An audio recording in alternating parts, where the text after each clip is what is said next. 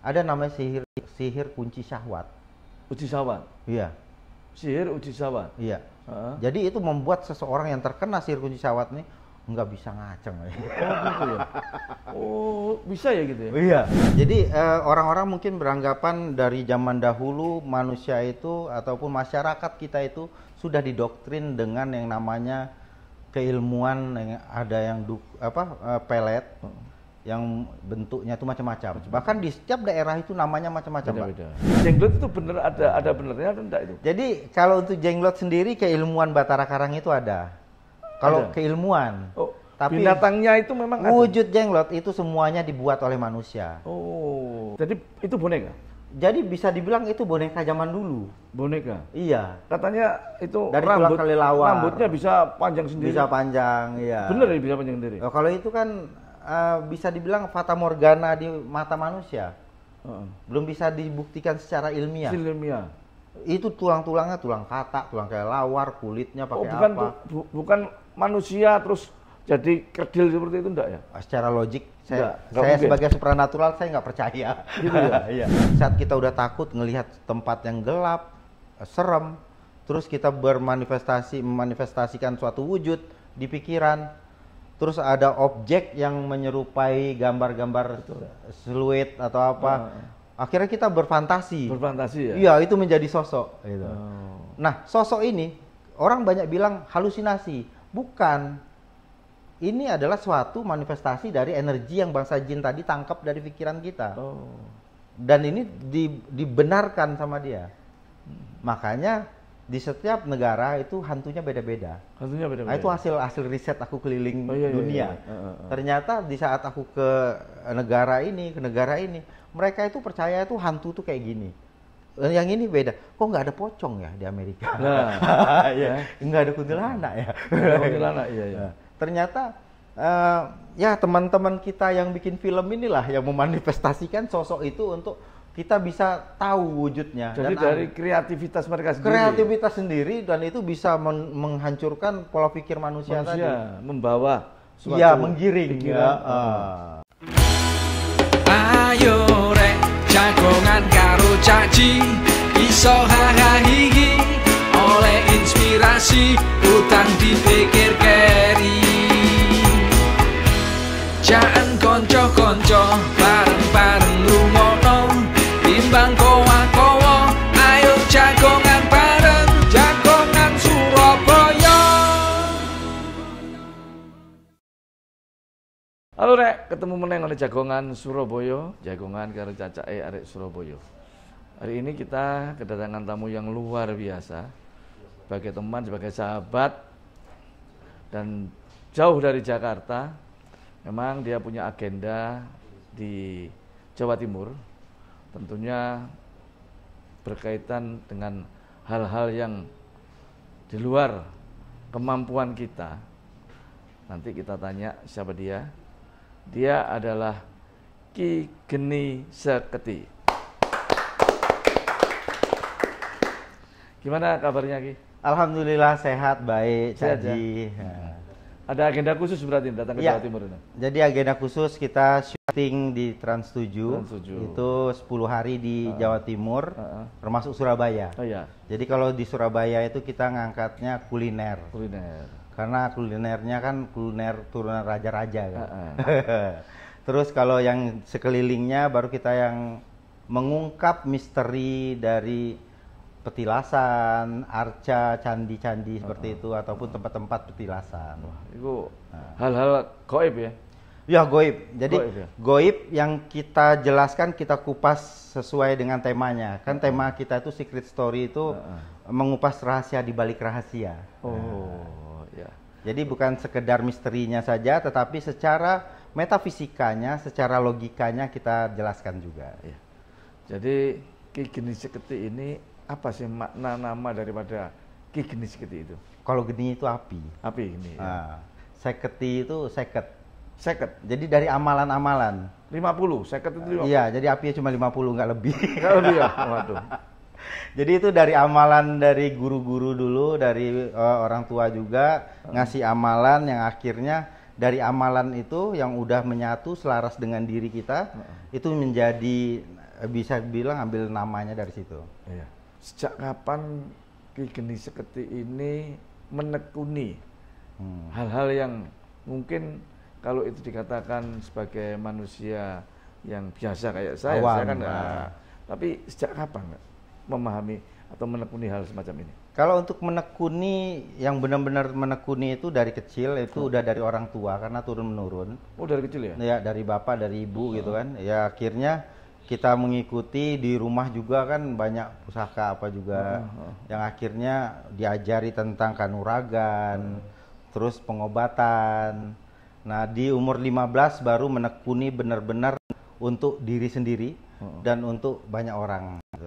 Saya dengar, saya melihat di sosial medianya, itu sejak kecil sudah menjadi pawang buaya. Pawang buaya, iya.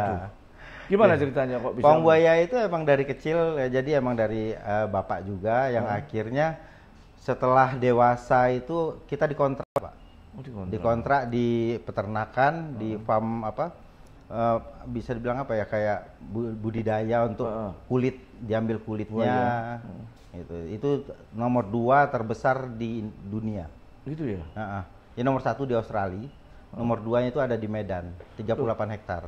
Gimana dulu awalnya berani menjinakkan buaya? Itu buaya itu yang ada kan banyak di daerah Kalimantan ya? Kayak gini dari Kalimantan juga? Iya, campuran. Jadi ada campuran Jawa. Jawa juga, Jawanya Tuban, Jawa Tuban, Kalimantan Timur. Oh gitu. Jadi kalau yang buaya itu sebenarnya dari kecil kan karena bapak juga, yang akhirnya aku waktu umur 5 tahun didudukin di atas buaya. Didudukin di atas buaya? Buaya diem. Buaya hidup itu ya? Jadi intinya balik lagi sih kerasa ya. Sama kayak kita ke binatang, kalau kita sayang, itu semuanya akan tunduk. Oh gitu ya? Jadi bisa dibilang laduni Pak ya. Ilmu laduni yang datang tiba-tiba, yang memang datangnya itu emang sesuai dengan vibrasi yang kita punya gitu. Tapi tidak pernah digigit buaya? Digigit itu paling yang kecil-kecil. Oh yang kecil-kecil ya? Yang kecil, kalau yang besar itu sekali, cuman dia masuk pas kita lagi narik, itu buaya masuk ke antara kaki, itu wah ngamuk dia, karena diikat kan waktu itu. Jadi ngamuk pas tarik itu kaki. Kalau gigit belum. Gigit tuh yang kecil-kecil, paling banyak luka-luka di sini. Gitu ya? Ya berapa ini ada jahitan. Karena giginya lebih tajam kalau yang kecil. Yang kecil ya? Karena dia merasa lebih agresif. Berontak itu ya? Betul. Nah, setelah menekuni itu semuanya, berarti sudah keliling ke daerah-daerah, bahkan mungkin ke luar negeri. Kalau untuk hal supranatural itu di saat umur 15 mendalami yang namanya sihir ya, teluh atau apalah bahasanya ya. Mungkin kalau orang sini taunya teluh itu santet. Iya, jadi memang profesionalnya, ahlinya itu di bagian itu. Oh gitu. Karena waktu kecil itu kan dari belajar debus, belajar yang namanya pengobatan, ternyata ada hal yang waktu mungkin belum dewasa, akhirnya aku menganggap kok ada ya ilmu yang bisa buat orang kayak gini. Kok bisa buat yang ini jadi hancur, yang ini jadi sakit, yang ini bisa lewat, meninggal gitu. Nah jadi akhirnya aku penasaran, umur 15 tuh aku cari. Dan itu pun banyak yang sponsori. Oh gitu ya? Karena dari kecil udah buka praktek, akhirnya ada yang sponsori. Untuk memperdalam? Untuk memperdalam. Akhirnya jadi sniper. Sampai ke luar negeri? Sampai ke luar negeri Pak, karena banyak di luar negeri itu yang mempunyai mistis tersimpan, yang mempunyai keilmuan santet ini. Gitu loh. Kalau di Jawa kan mungkin pengertian santet itu macam-macam. Ada yang pengiriman, ada yang pelet, ada yang pengasihan. Nah, balik lagi kalau kita secara mitologi menjelaskan tentang santet ini. Santet ini sebenarnya proses pengiriman suatu energi ke target ataupun ke diri manusia ataupun ke tempat tinggalnya gitu loh. Ya. Lah ngomong santet kok merinding gitu tuh. Nah, sekarang ini saya ingin tahu bedanya supranatural dan satunya lagi adalah spiritual. Apa bedanya? Kalau supranatural itu bisa dibilang itu adalah praktik okkultisme yang dilakukan orang zaman dahulu untuk mengirimkan sesuatu hal itu dengan mantra, dengan ajian-ajian ataupun dengan ajimat-ajimat, bahkan buhul-buhul lah bisa dibilang. Kalau spiritual itu kembali lagi kita mengingat tentang kehidupan. Sama seperti spiritual keagamaan untuk ketenangan jiwa ataupun untuk membimbing seseorang ini menjadi seseorang yang lebih bermanfaat dan bisa berguna lah, hidupnya tuh lebih tertata untuk keagamaan sebenarnya. Berarti dukun masuk dalam kategori supranatural, iya. Gitu ya. Tapi lah dukun bayi gak? Dukun bayi itu bisa dibilang apa ya? Keahlian ya. Dukun urut. Dukun urut itu keahlian.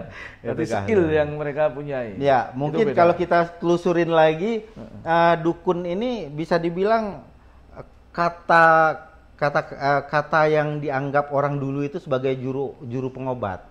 Ya bisa dibilang seperti itu. Makanya praktik okkultisme. Jadi zaman dahulu orang beranggapan belum ada dokter kan, yang akhirnya berobatnya ke dukun. Ya. Kembali ke supranatural. Sekarang ini tadi Ki bicara masalah trolo, masalah santet untuk bisa menyakiti orang dan segala macamnya. Dan sekarang ini kan sudah diatur dalam satu undang-undang, nggak sebebas dulu. Betul. Artinya jeratan itu apabila mereka melakukan dan itu terbukti, maka mereka kena jeratan hukum. Betul, Pak. Nah, itu terus gimana ini para normal atau supranatural yang sekarang ini berkecimpung seperti itu? Pada akhirnya di saat kita udah tahu juga, karena kita praktisi di bagian hukum juga, akhirnya tahu pasal itu 252 yang berbunyinya itu barang siapa yang mengakui ataupun memiliki, nah itu kan bisa terjerat hukum pidana, bisa masuknya ke pengancaman, pembunuhan berencana dan lain-lain. Akhirnya kita putarlah, jangan main itu lagi. Nah, yang lebih softnya lagi tuh bisa dibilang kayak pelet, Pak. Oh gitu ya? Iya. Ya, anak-anaknya pengen pelet semua ini. Iya. Sing gak duwe pacar iso pelet ya. Ucup. Pokoknya putus cinta Ki Geni solusinya. Nah, ya omongan Dani kon sing gurung-gurung duwe aja guyang-guyu kon rek. Ya. Ngomong iki Geni iki. Engko kon dikae gondrong ya. Kayak minyak pelet to. Gelem ta ana sing mbok taksir aja. Ya Ki, sekarang kita kembali ke yang namanya supranatural. Ya. Maka orang Indonesia itu kan hal semacam ini sudah tidak asing lagi, tidak tabu dan memang mereka banyak yang melakukan. Ya, makanya banyak sekali orang-orang yang mengatakan cinta ditolak maka dukun bertindak. Kegagalan sesuatu maka larinya ke supranatural. Kenapa orang kok bisa yakin bahwa mereka datang ke tempat itu atau ke hal-hal yang dikatakan supranatural, diyakini sama mereka itu bisa meyakinkan dia untuk adanya suatu harapan keberhasilan. Iya. Jadi orang-orang mungkin beranggapan dari zaman dahulu manusia itu ataupun masyarakat kita itu sudah didoktrin dengan yang namanya keilmuan, yang ada yang pelet yang bentuknya itu macam-macam. Bahkan di setiap daerah itu namanya macam-macam, Pak. Kalau di Sumatera itu kita urutin namanya ada pelet gasing tengkorak. Ada yang namanya semar mesem. Ada pelet namanya itu lintri. Ada macam-macam lah jenisnya. Yang tujuannya itu akhirnya aku pelajari dan aku telusurin dari ujung ke ujung Nusantara. Bunyi mantranya itu hampir sama, Pak. Niatnya itu balik lagi ke afirmasi. Seperti misalnya kalau di Sumatera itu ada, hai si gasing tengkorak, jika dia tidur tolong bangunkan, jika dia telah bangun tolong datangkan, jika dia telah datang tundukkan dia setunduk-tunduknya di bawah telapak kakiku. Nah itu berarti kan kita telusurin lagi pengertian dari mantra itu untuk doa, dari doa yang diafirmasi akhirnya di attraction, habis di attraction baru ada action. Actionnya dari si paranormal itu mengirimkan lelembut, mengirimkan jenis bentuk dari jin, iblis, ifrit atau apa, itu masuk ke dalam alam bawah sadarnya manusia. Bahwa kita percaya dalam kitab suci itu sudah dijelaskan jin akan berinteraksi kepada manusia melalui 3 hal, pikiran, hati, dan pendengaran. Nah, dari sinilah jin itu akan membuat sebuah program di otak manusia dan di perasaannya bahwa si A ini paling ganteng di dunia ini. Kamu harus mengingat dia terus. Jadi program itu dibuat ke si target yang bakal dipelet ini. Itulah yang terbentuk akhirnya orang itu begitu dia bangun dari tidurnya, yang diingat dia tuh cuma muka si yang orang yang meminta ini. Jadi misalnya ada salah satu nih si A ini masuk ke dalam mimpinya si B. Akhirnya di saat dia terbangun, dia ngelihat semua laki-laki itu mirip sama si B. Gitu. Itu secanggih itu program itu, tetapi menggunakan suatu energi ataupun vibrasi yang ada di alam semesta ini, menggunakan doa gitu. Itu setiap orang bisa digitukan atau mungkin ada yang tidak bisa? Ada yang bisa dan rata-rata semua bisa, tetapi kadar keberhasilan tidak semuanya sama. Karena tingkat fokusnya manusia itu berbeda-beda, Cak Ji. Jadi kayak Cak Ji misal orangnya fokus, suka nulis, suka tirakat, suka apa, akhirnya bisa mengendalikan diri. Nah itu yang susah. Sama kan berarti kan kalau orang yang bisa mengendalikan diri berarti dia orang yang beriman, mempunyai suatu kepercayaan yang itu susah untuk ditembus. Kalau orang yang suka emosi gampang ditembus? Oh gampang, karena orang yang mudah emosi itu moodnya itu swing, kadang ke A, kadang ke B, dan dia bisa terfokusnya itu cuman sama orang ini aja, dendamnya tidak habis-habis. Wah itu bisa paling mudah. Paling mudah. Paling mudah. Dulu kan sering ya ada persatuan supranatural sering ngadakan apa itu? Oh, iya. Adakan apa pameran macam-macam. Iya. Saya lihat apa nanti terakhir itu ada yang mereka memamerkan namanya jenglot ya. Jenglot. Oh iya. Itu benar dah, jenglot itu benar ada benernya atau enggak itu? Jadi kalau untuk jenglot sendiri keilmuan Batara Karang itu ada. Kalau keilmuan. Tapi binatangnya itu memang wujud jenglot itu semuanya dibuat oleh manusia. Nah, jadi masuknya tuh gini, kategorinya itu jimat. Jadi ada jimat, rajahan, talikun, ramalan. Jimat ini suatu barang yang dibuat oleh manusia, yang dibentuk ataupun dibentuk apa kertas lah, tulisan apa semuanya dibentuk disimpan dompet ataupun kayak apa benda-benda yang kecil-kecil itu. Nah itu jimat, barang yang dipercaya oleh manusia dan energinya itu kekuatannya itu nggak tahu dari mana, spiritnya itu datang dari mana, nah gitu. Nah kalau rajahan itu kan tulisan bukan ayat. Oh iya. Jadi tulisan jadi jatuhnya itu seperti mantra ataupun perhitungan-perhitungan yang dibuatkan dalam bahasa Arab ataupun bahasa-bahasa Jawa kuno dan lain-lain lah. Dan itu juga nanti masuknya ke kategorinya jimat. Karena sama-sama dipercayai bisa mendatangkan sebuah manfaat ataupun khasiat gitu. Nah kalau yang namanya ramalan itu seperti aku memprediksi Cak Haji. Cak Haji kalau kedepannya pakai mobil itu terus lewat sana itu nggak baik. Cak Haji harus mutar dulu kalau mau pulang. Itu ramalan. Dia melihat sebuah prediksi, mendapatkan sebuah petunjuk dari alam semesta ataupun itu kadarnya jin, ataupun bangsa-bangsa halus lainnya yang bisa mencuri rahasia dari langit. Itu beda lagi sama talikun. Kalau talikun itu lebih memprediksi dunia. Nah contohnya almarhum Mama Loren siapa yang memprediksikan bakal kiamat tahun sekian. Nah ini kan keempat ini sebenarnya sumbernya dari mana? Ya wes dari jin. Oh jin semua itu ya? Jin semua karena di saat mereka mempercayai itu mereka sudah nggak percaya lagi ada namanya kode dan kodar. Nggak pernah tahu lagi mana takdir baik takdir buruk, tidak mempercayai lagi gitu loh. Dan akhirnya mereka adiktif dengan keempat ini. Yang kembali ke jenglot itu tadi. Oh jenglot iya. Jenglot, nah jenglot itu sama dibuat oleh manusia. Jadi itu boneka.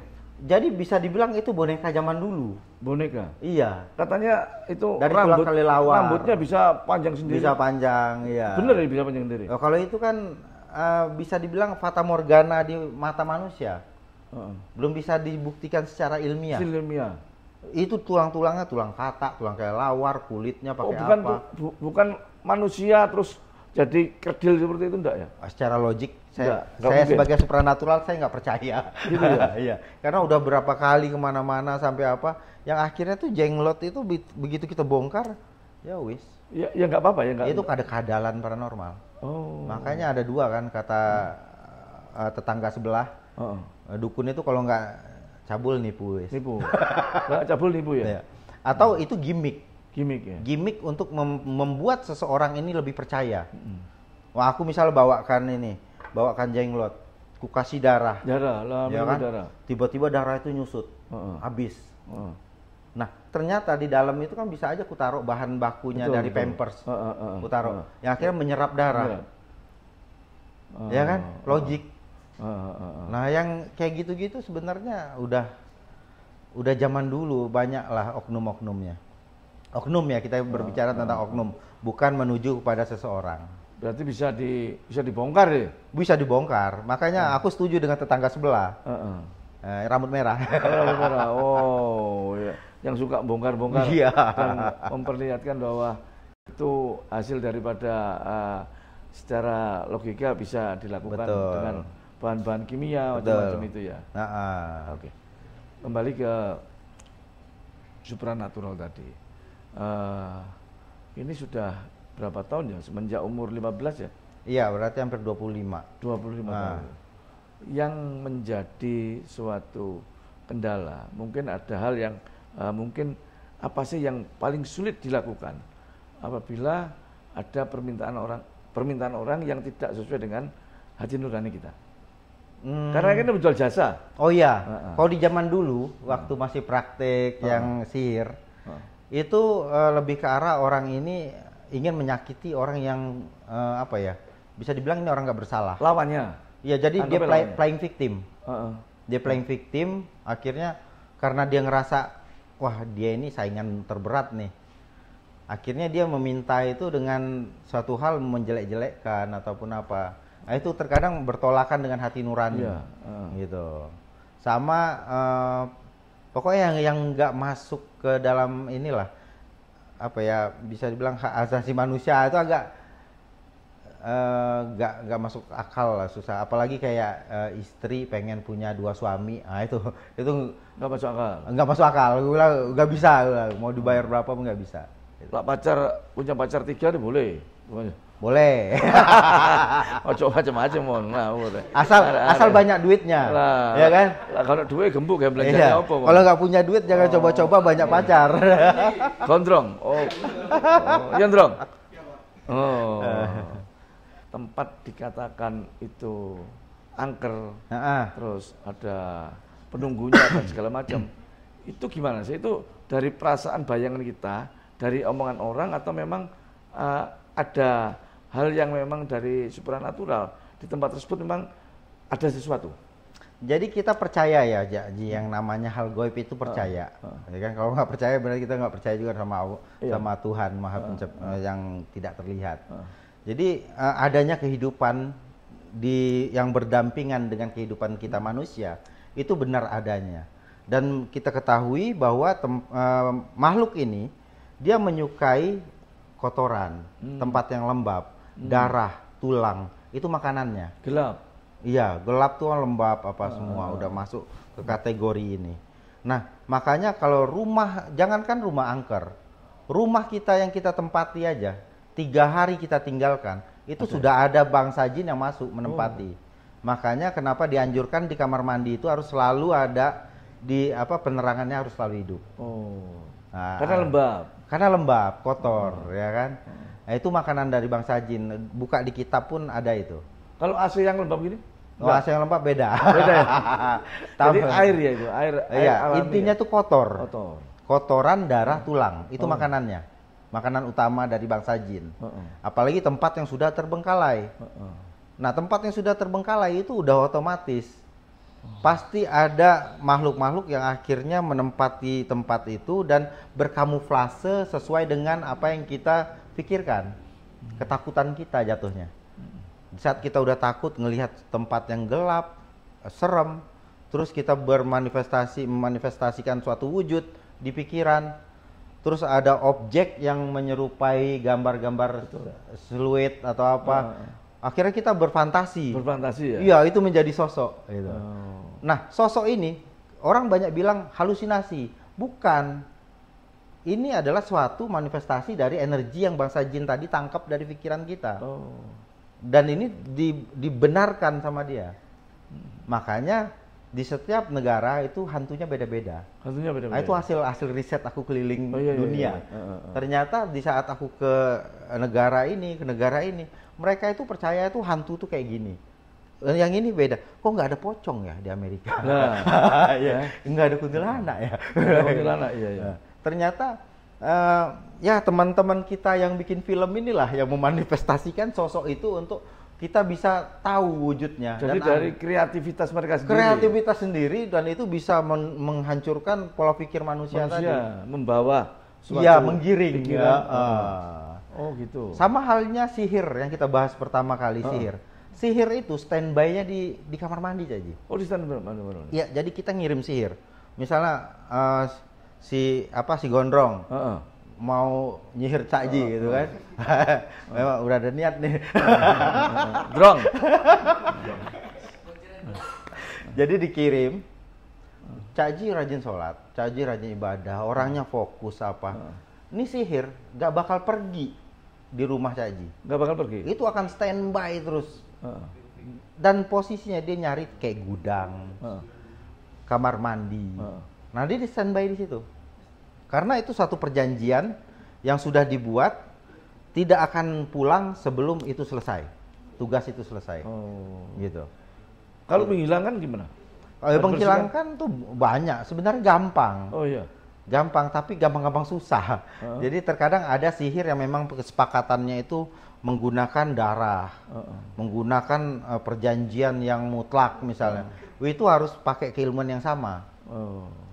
Kalau yang misalnya middle low gitu kan, itu paling di ruqyah, di pembersihan ruatan kayak di air Jolotundo, pensucian, ketenangan, tenang, bisa hilang. Yang penting itu di saat kita mendapatkan suatu musibah ataupun suatu bisa dibilang kebencian seseorang, balik lagi itu ke diri kita. Kita harus lebih tenang.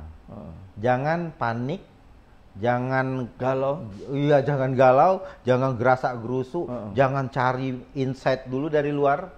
Karena di saat kita meminta insight dari luar, bisa jadi ini provokasi ataupun pemanfaatan.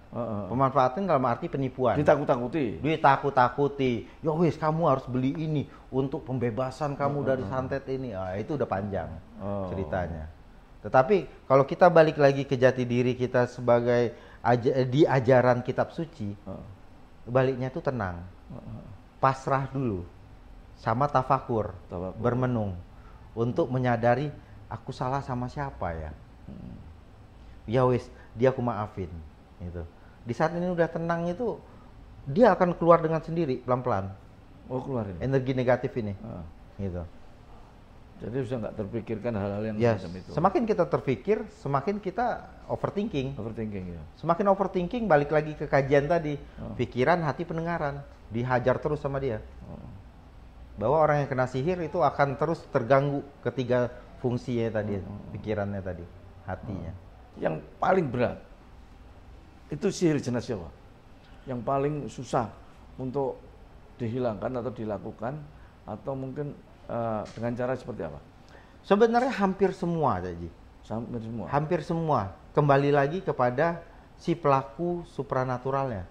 Kalau pelakunya ini emang lakunya fokus dan memang sudah ahli di bidangnya, itu agak susah. Kita harus menggunakan ilmu yang sama. Ataupun di atasnya.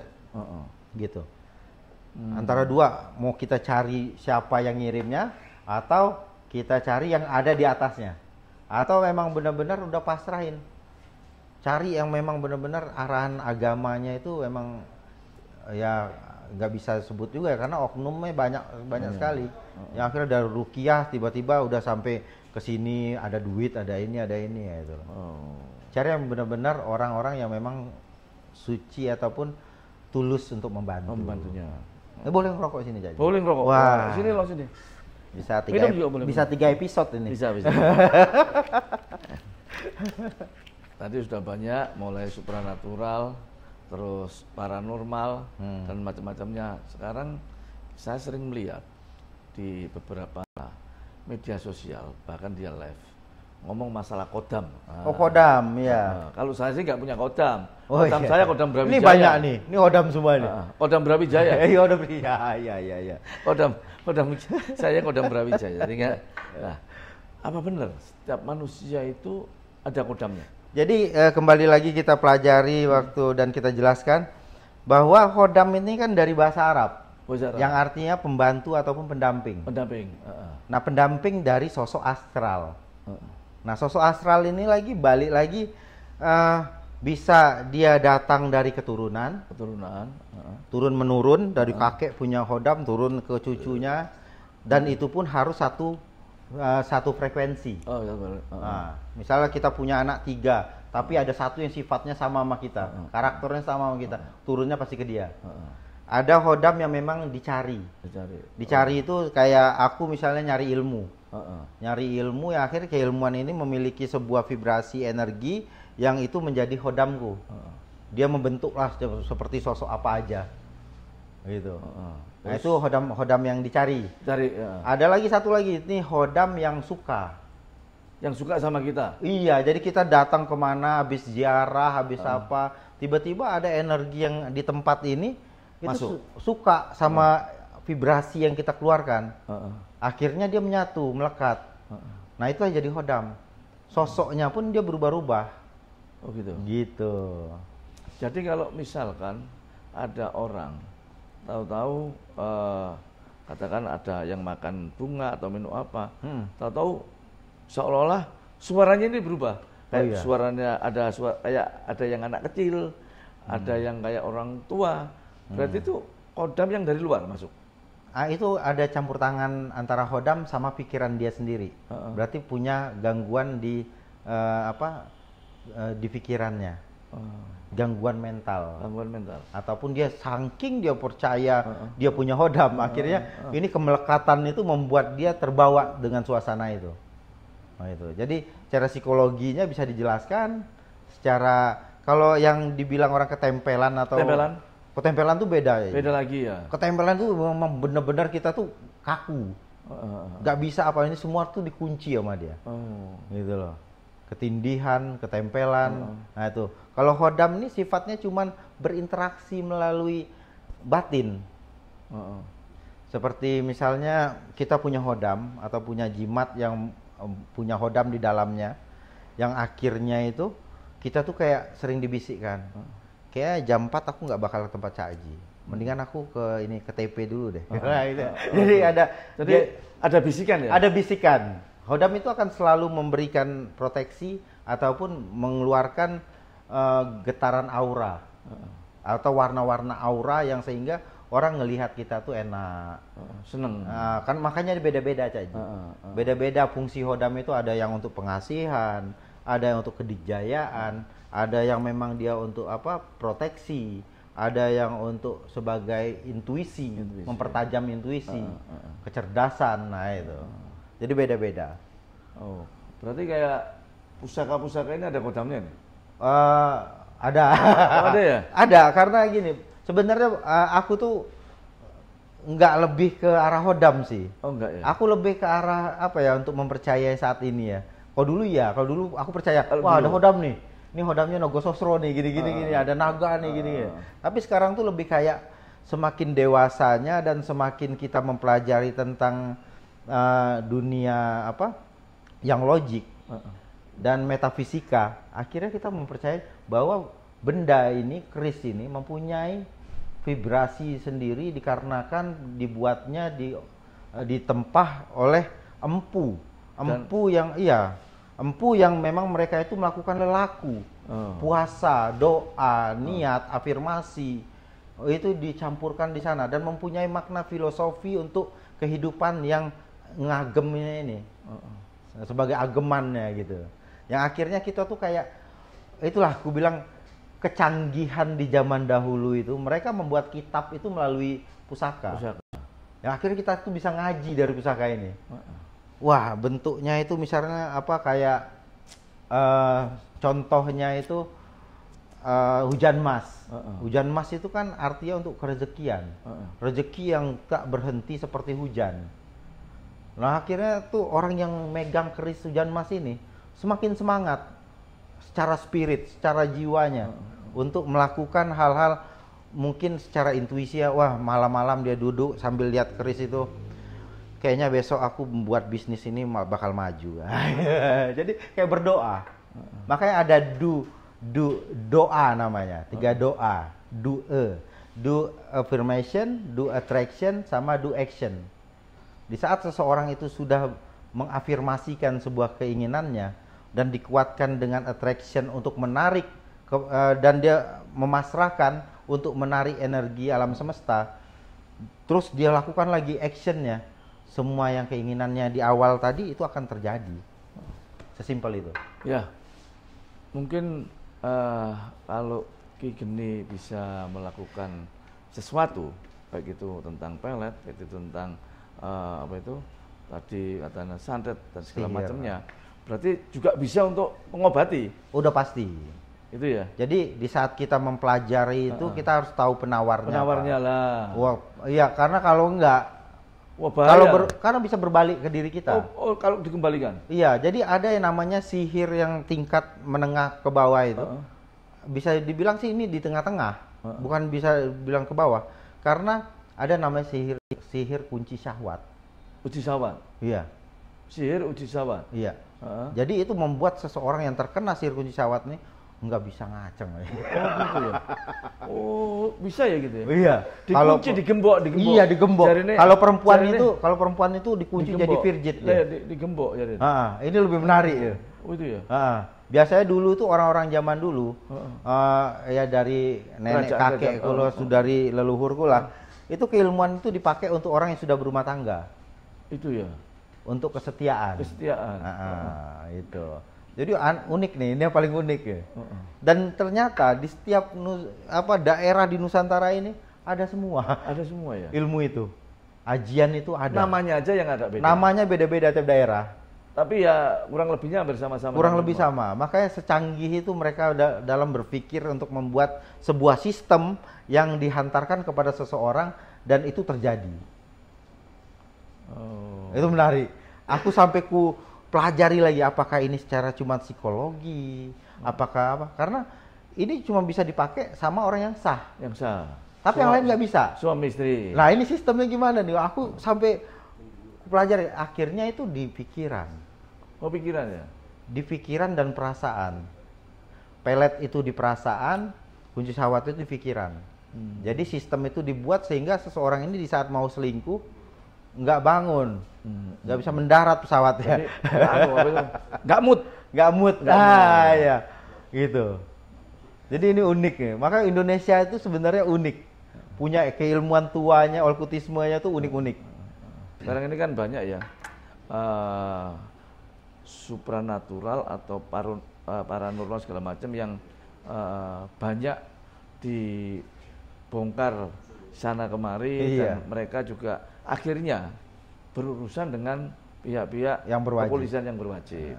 Nah ini yang terakhir, saran-saran Ki Geni ya. Dan itu kalau rasional dan dianggap logik, itu seperti apa sih kira-kira supranatural atau paranormal yang bisa mengedukasi dengan baik dan benar? Jadi untuk teman-teman yang bergelut ataupun masih praktek di bidang supranatural ataupun spiritual, itu bisa melakukan dengan hal yang masih di norma-norma yang baik lah. Kalau misalkan menyembuhkan ya sembuhkan dengan praktek, bisa dibilang pakai ya air, doa atau apa. Jangan memanfaatkan kondisi kelemahan seseorang ini untuk keuntungan pribadi. Gitu.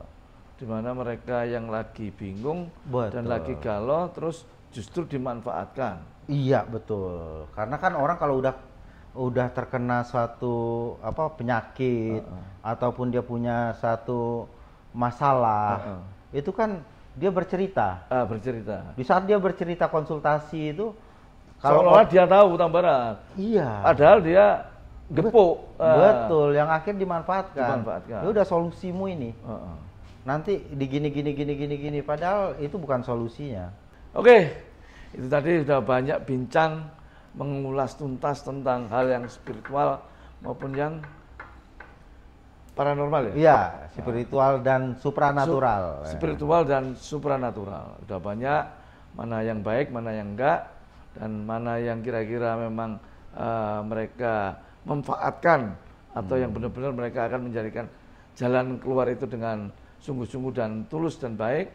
Itu kalian bisa mencermati dari penjelasan Ki Geni tadi. Ya. Ayo Rek, ketemu minggu depan di Jagongan Surabaya karo cacake arek Surabaya. Terima kasih, sekian, ketemu lagi.